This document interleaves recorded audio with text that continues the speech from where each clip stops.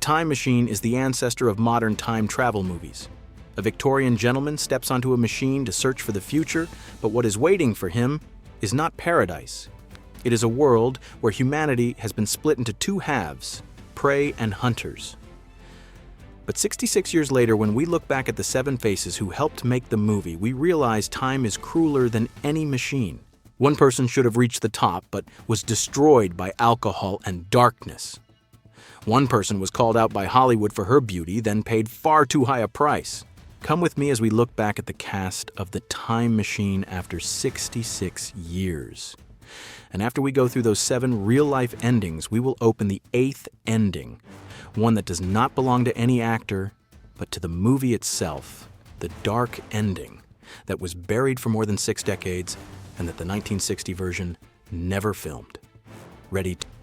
And I really believe he died of a broken heart because he wanted so badly to do a sequel and they'd never let him. He could... Number 1, Rod Taylor, as George / the Time Traveler. Gentlemen, all I'm asking you to do now is to witness a demonstration of the possibility of movement within... Let's start today's list with Rod Taylor, the man who became a legend with the time machine, but in real life paid the price for alcohol, broken marriages, and an ego that was too big. Rod Taylor was born in 1930 in Australia. When The Time Machine came out in 1960, he was 30 years old. This year, if he were still alive, he would be 96. The role of George was his first major movie lead, and it changed his life very fast. Before this movie, Taylor was an Australian actor trying to find his place in Hollywood. After this movie, he became an icon of science fiction cinema. Sure. They put me in The Time Machine, which has become a kid's classic, when I was young and gorgeous. After The Time Machine, Taylor did not disappear at all. He voiced Pongo in 101 Dalmatians, then played the male lead in Alfred Hitchcock's The Birds. After that came movies with Doris Day, Jane Fonda, John Wayne, Elizabeth Taylor, and Richard Burton. Nearly 100 acting roles is a career worth respecting, but Taylor's marriages were not peaceful. He married 3 times. His first 2 marriages fell apart. With Mary Hylam, he had a daughter, Felicia, but that home did not last long either. It was not until Carol Kikamura, his 3rd wife, that Taylor finally found a real place to land and that marriage lasted until the end of his life. Before he found that peace, Taylor lived hard. He drank a lot, loved a lot, and clashed a lot.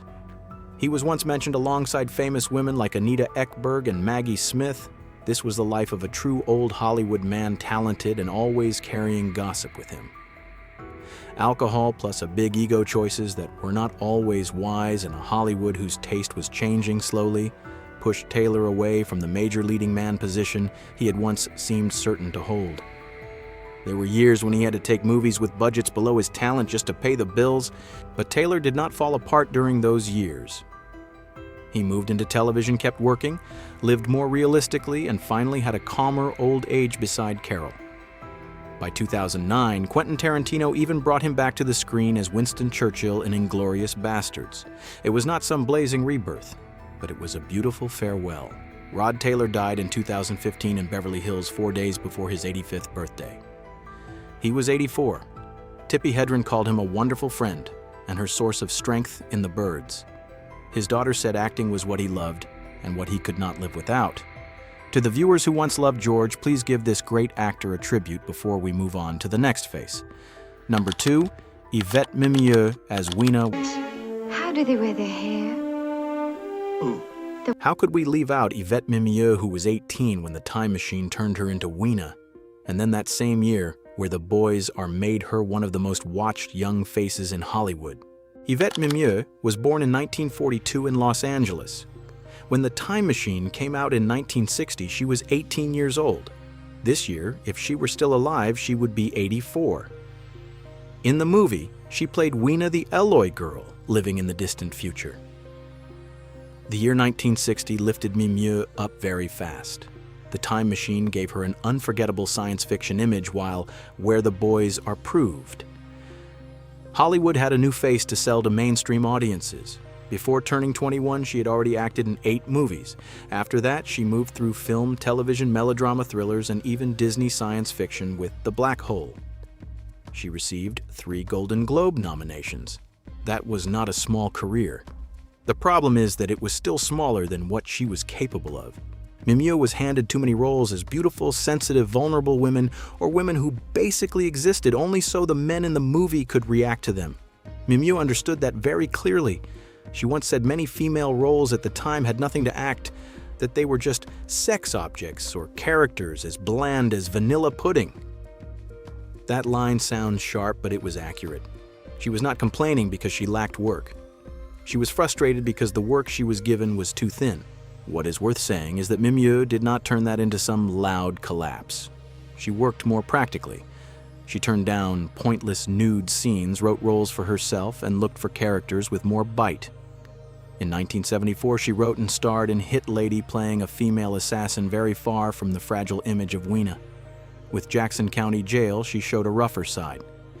By obsessive love, she was not only acting, but also helping write and produce, playing a lonely, obsessed, unstable woman. That was Mimieux taking back the work Hollywood refused to give her. Mimieux married Evan Harland Engber when she was very young and kept it private for about 2 years. Later, she married director Stanley Donen, then divorced in 1985. In 1986, she married businessman Howard Ruby, and that marriage lasted until the end of her life. At one point, Mimieux did what many people in the business do not dare to do. She left the game when it was no longer worth her time. She lived more privately, painted, cared about archaeology, Haitian art, and joined her husband in work to protect Arctic wildlife. She died in 2022 at her home in Los Angeles at age 80, passing away in her sleep from natural causes. Number 3, Alan Young as David Filby/James Filby. It didn't sell. He went to all 3 networks and it didn't sell. And he said to Arthur, I think you better get Alan Young because he looks like the kind of a guy a horse would talk. You remember Alan Young, right? He was George's loyal friend in the time machine, then just 1 year later became the most famous man in America for talking to a horse. Alan Young was born in 1919 in North Shields, England, with the birth name Angus Young. When The Time Machine came out in 1960, he was 41 years old. In the movie, he played both David Filby, the friend who worried about George, and James Filby, David's son, after time had passed. What is interesting is that Alan Young was not new at all. As a child, he had severe asthma, spent a lot of time stuck in bed, and radio became his first escape. At just 13, he entered broadcasting. By 17, he was writing and performing his own show in Canada. Before many viewers knew him as Filby Young already had, The Alan Young Show had won an Emmy in 1951 and had been a comedy face American television was paying attention to. But his career did not move in a straight line. When television tastes shifted toward westerns and quiz shows, Young slowly lost his place. He went to England to do radio, acted in a few small movies, then returned to America. Right when it seemed like his career was running out of breath, Mr. Ed appeared in 1961. And this became the biggest, defining hit of his life. From 1961 to 1966, Alan Young became Wilbur Post, the kind, slightly awkward man standing next to the most famous talking horse on American television. Young married and divorced 3 times and had 4 children. His first marriage to Marianne Grimes ended in 1947. His second marriage to Virginia McCurdy lasted longer, but eventually fell apart too. Later, his third marriage to Mary Chipman also lasted only a short time. The strangest turn came from his religious faith. Young followed Christian Science from his teenage years. In the early 70s, he left Hollywood to work for the Mother Church in Boston, building a film and broadcasting center, then went on to lecture. It may sound like a peaceful choice, but in reality, it was not simple. He ran into bureaucracy, became disappointed, and then left the church job. When he returned to Hollywood in 1976, he understood a very harsh thing. This place does not hold a seat for anyone just because they were once loved. Young did not come back as a major screen star. He came back through the very thing that had saved him as a child, his voice. Disney brought him to Scrooge McDuck, starting with Mickey's Christmas Carol and later DuckTales. Not many people get a career like that: radio, television, classic movies, a legendary sitcom, and then Disney animation. And in the end, he died in 2016 at the Motion Picture and Television Home at age 96. Number 4, Sebastian Cabot as Dr. Philip Hillier. Yes, this is a throwback to the old days when I used to race. You may be surprised by this. Sebastian Cabot, the man who looked like an English gentleman from the moment he was born, actually left school at 14 and rose from jobs that had no glamour at all. Sebastian Cabot was born in 1918 in London. When The Time Machine came out in 1960, he was 42 years old. This year, if he were still alive, he would be 108. In the movie, he played Dr. Philip Hillier, one of George's friends. But Cabot's real life is the part worth talking about. He didn't grow up like the gentleman American audiences later imagined. His family was working class in London. When his father's work failed, Cabot left school at 14 and never went back. After that, he worked in a garage, worked as a cook, did all kinds of manual jobs, and even spent time as a professional wrestler. A man like that was later remembered across America as Mr. French, the polished butler in Family Affair. Before becoming that gentleman image on screen, Cabot had worked as a chauffeur and valet, meaning he had once stood close to the world of people who dressed well, spoke carefully, and were served instead of doing the serving. He watched them. He learned how they talked. He learned their rhythm, how they held their faces, how they entered a room. Cabot was not born as Mr. French. He learned how to become the man audiences believed had been born to be Mr. French. After The Time Machine, he did not become a major movie star, but he found something even more durable on American television, an image nobody could confuse with anyone else. From 1966 to 1971, he played Giles French in Family Affair. For many American families, Cabot was a familiar face on the living room screen. The beard, the deep voice, the calm presence, the kind of older man who made people believe that whatever happened in the house, somehow there would be a way to solve it. He also had a second life through Disney. Cabot did voice work and narration for The Sword in the Stone, was Bagheera in The Jungle Book, and was the narrator in Winnie the Pooh. This is a very interesting part of his legacy. Some people do not remember his face in The Time Machine. Some people have never seen Family Affair, but they grew up with his voice without knowing it. Sebastian Cabot died in 1977 after a stroke when he was only 59. Cabot does not need a scandal to be memorable. He is memorable because he took a very ordinary starting point, even a very difficult one, and turned it into a style that millions of viewers believed was truly aristocratic. Number 5. Tom Helmore as Anthony Bridewell. There are actors who do not need to fall for us to feel sorry about what might have been. Tom Helmore was one of them. He stood inside Vertigo, then moved into The Time Machine, but most viewers still only remember the face and not the name. Tom Helmore was born in 1904 in London. When The Time Machine came out in 1960, he was 56 years old. In the movie, he played Anthony Bridewell, one of George's friends in the opening section. 2 years before The Time Machine, Helmore had appeared in Alfred Hitchcock's Vertigo as Gavin Elster. That was an important role in one of Hitchcock's most discussed films. But even there, his name still stood behind the shadows of James Stewart Kim Novak and Hitchcock himself. This was Helmore's professional story. He was present in major films, did exactly what he was there to do, but never became the person audiences mentioned first. He was not some random face who happened to land in Hollywood. Helmore came up through the British stage Broadway and then moved to the screen. Before taking acting seriously, he worked in his father's accounting firm while doing extra work. After that, he built a career that lasted from the late 1920s to the early 1970s with more than 50 movies and many stage plays. On Broadway, he appeared in plays like The Day Before Spring, You Never Can Tell, My Fair Lady, and Mary Mary. He was a working actor, not a name Hollywood created just to sell posters. Helmore's private life did not have some big scandal to grab onto, and honestly, not everyone needs a scandal to be worth talking about.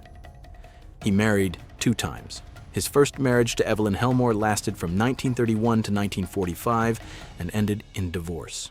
That same year, 1945, he married Mary Drayton, a performer and writer on Broadway. That second marriage lasted nearly half a century until Mary died in 1994. In a profession full of changing roles, changing cities, and changing lights, his marriage to Mary Drayton was the most stable part of his story. Helmore died in 1995 in Longboat Key, Florida, just 1 year after his wife. He was 91. Number 6. Whit Bissell as Walter Kemp. Whit Bissell is the kind of actor a lot of people may not remember by name right away, but the second they see his face, they know they are in the old Hollywood science fiction world. He was born in 1909 in New York City with the full name Whitner Nutting Bissell. When The Time Machine came out in 1960, he was 51 years old. This year, if he were still alive, he would be 117. In the movie, he played Walter Kemp, one of George's friends in the opening section. This is a supporting role without much room to show off, but it is very much the Whit Bissell type. A man in a suit, speaking like an educated person sitting in a room where people discuss science experiments and things beyond normal understanding.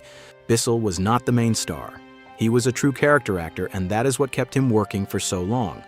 Over more than half a century, he had more than 200 roles. For fans of monster movies, horror, and science fiction from the 50s, his face is almost a signpost.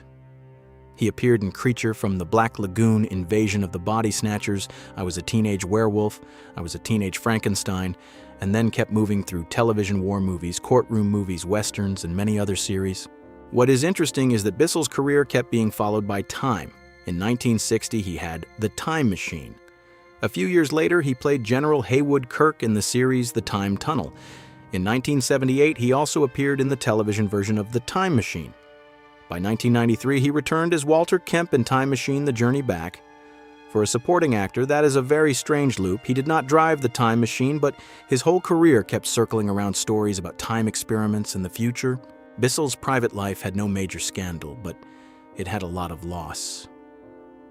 He married 3 times. His first marriage to Adrienne Martin ended in divorce. His second wife, Dilys Mary Sean Jukes, died in 1958.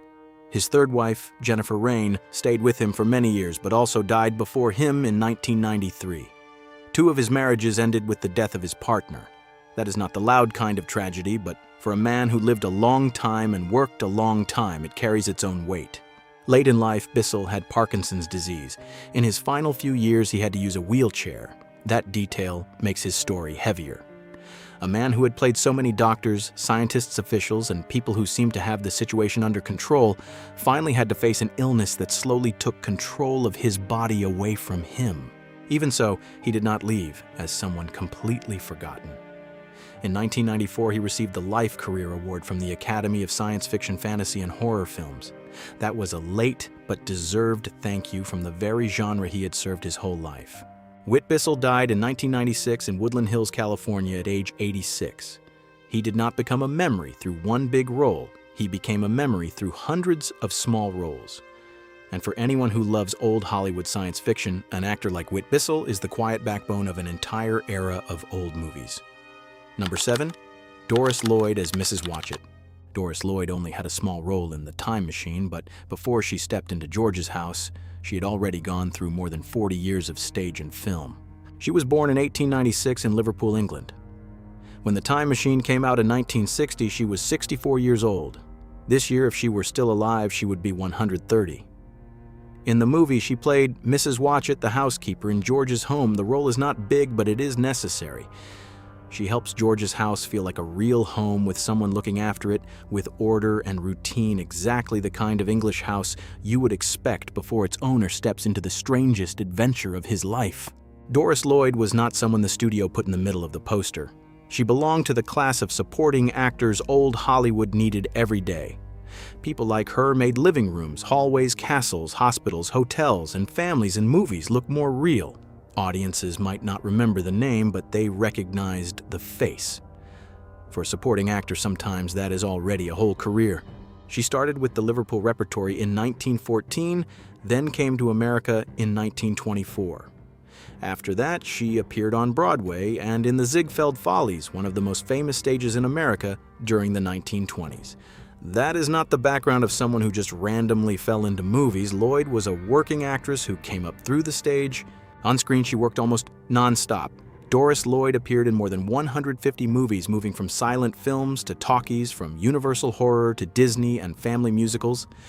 Just looking at a few titles is enough to understand her range. The Wolfman, Frankenstein Meets the Wolfman, Alice in Wonderland, Mary Poppins, The Sound of Music, and then The Time Machine.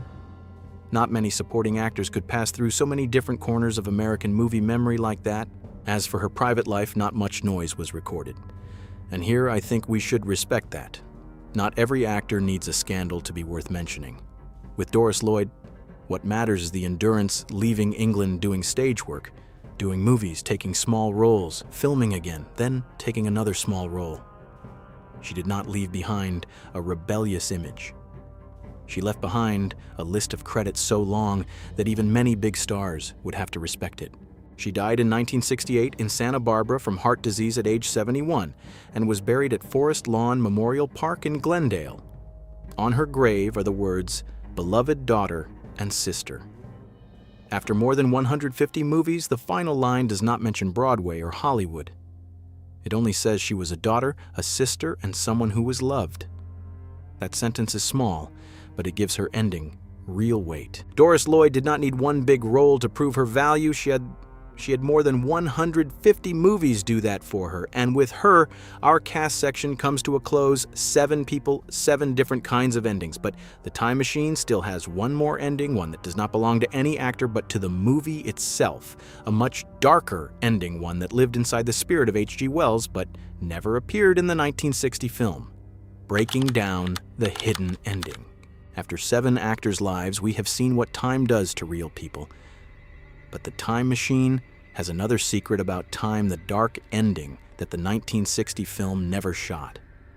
And to understand that ending, you only need to hold on to 3 things. First, the movie we know ends with hope. Second, H.G. Wells's original story goes much farther and much colder. Third, calling it the band ending sounds exciting, but the more accurate way to say it is the ending that was never filmed. In the 1960 film, George returns to 1900. He appears in front of his group of friends looking exhausted, filthy, almost like a man who just walked out of hell. He tells them about the future, about the Eloi, about the Morlocks, about a world where human beings are no longer one united species. Most of the people in the room do not believe him. That is easy to understand. If a friend walked into your living room and said he had just gone to the year 800,701, you would need a glass of whiskey before believing that too. But Filby is different. Filby does not laugh at George like he is a madman. He looks at his friend and understands that something really has happened. Alan Young plays that scene very well because Filby does not need to say too much. His worried face is enough. Then George disappears again with the time machine. After that, Mrs. Watchett discovers that only 3 books are missing from the library. Filby understands right away that George took them with him. He is not returning to the future empty-handed. He is bringing knowledge. He is bringing something to help the Eloi rebuild the world. That is the ending many people remember, an ending with hope.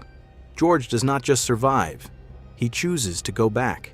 He does not just tell the story and stay safely in 1900. He returns to the future where everything is broken because he still believes something can be repaired. Those 3 books are a great detail. The movie never says exactly what books they are, so audiences have debated it for many years. If you had to choose 3 books to rebuild a civilization, what would you choose? Science, medicine, history. The Bible, Shakespeare. A book about farming, a book teaching humans not to destroy themselves again. That is why the movie's ending has lasted so long. It leaves behind a question. But H.G. Wells does not stop the story there. In the original story, the time traveler does not just go to the world of the Eloi and the Morlocks and then end with a rebuilding mission. He goes even farther. So far that the story is no longer about saving a group of people. It is about the end point of everything. In that final future, the Earth is almost dead. There are no cities left to rebuild, no society left to save, no Morlocks underground or Eloi above ground. There is only a cold world, a dying sun, an empty beach, and crab-like creatures crawling over what remains of life. That is no longer an adventure movie. That is a very cold look at time. The movie asks, can one man go back and fix the future? Wells asks the crueler question. For how long if time still swallows everything? In the end. And this is where we need to be clear. A lot of videos call this the band ending or the ending they hid. I understand why. That makes everyone want to click. But to be accurate, we do not have solid proof that this scene was banned in the censorship sense with someone stamping it and ordering that it could not be shown. What is more certain is that ending was never filmed. And sometimes a scene does not need to be banned by anyone in order to disappear. It only needs to be too expensive, too hard, or too dark for the movie the studio wants to sell. George Powell once wanted to bring that darker spirit to the screen, but he had to make The Time Machine within the very real limits of 1960 money, special effects sets, shooting time, and also audience expectations. An ending with 3 books and a little hope was much easier to release in theaters than a scene of the Earth slowly dying under a fading sun. And that is what makes this part feel like a loss. If that scene had been filmed, we might have seen Rod Taylor and Yvette Mimieux in a completely different image. No more George as the sure-winning hero. No more Weena as the girl from the future who needs to be saved. Just 2 very small human beings standing before a future too large, too cold, and with no room left for a Hollywood kind of victory. Think about it. After we just talked about Rod Taylor, a talented man who was still pulled down by alcohol, ego, and age, after we just talked about Yvette Mimieux, a young woman Hollywood looked at through her beauty for far too long. If we had seen them in that ending, the movie might have changed its whole voice. The movie gives George a mission. Wells gives him a limit. The mission is to go back with 3 books and help the Eloi begin again. The limit is something much colder. George can help a group of people, he can defeat the Morlocks, he can cross hundreds of thousands of years, but he cannot defeat time. And after the cast section we just went through, that idea feels much heavier. Because now time is no longer a science fiction idea. We have just watched it pass over each real face. Rod Taylor is gone, Yvette Mimieux is gone, Alan Young, Sebastian Cabot, Tom Helmore, Whit Bissell, Doris Lloyd, all of them now belong to the past. A movie that once took audiences to the future now pulls us back to look at the people who made it. And maybe that is why the time machine is still alive after more than 6 decades. Not just because the machine is beautiful, not just because the Morlocks are scary, but because the older we get, the more we understand that this story is not just about traveling to the future. It is about how time eventually passes over all of us. So we have just gone through a pretty strange journey, right? Not just then and now. Not just who is still here, who is gone, who became famous, who was forgotten. We looked back at the 7 faces who helped make the time machine, then opened another door, the dark ending that the 1960 movie never filmed. I do not know whether you feel satisfied or a little unsettled inside. Maybe both. Because we just looked back at real lives and also learned that the movie itself once had an ending that was darker, colder, and maybe more faithful to H.G. Wells's obsession with time. If you ever watched The Time Machine as a kid on TV, VHS, DVD, or with your parents on some evening, tell me in the comments, what do you remember most? Rod Taylor, Weena, the Morlocks, or the machine itself? And if you want to debate the 3 books George should have taken with him, go right ahead. Weird Movie Secrets is a place for people who still want to talk seriously, happily, and sometimes a little strangely about old movies. Hit subscribe. Old movies are still hiding a lot of treasure, and we have only opened 1 door. But there is something interesting about the shows that live the longest in our memories. The more familiar they feel, the easier it is to think we already know everything about them. But behind it, there is an entire layer of backstage stories that many viewers have never heard. So today, we are heading back to Hazard County and uncovering the most fascinating secrets behind the Dukes of Hazzard. And trust me, a few of them may make you see this series in a completely different way.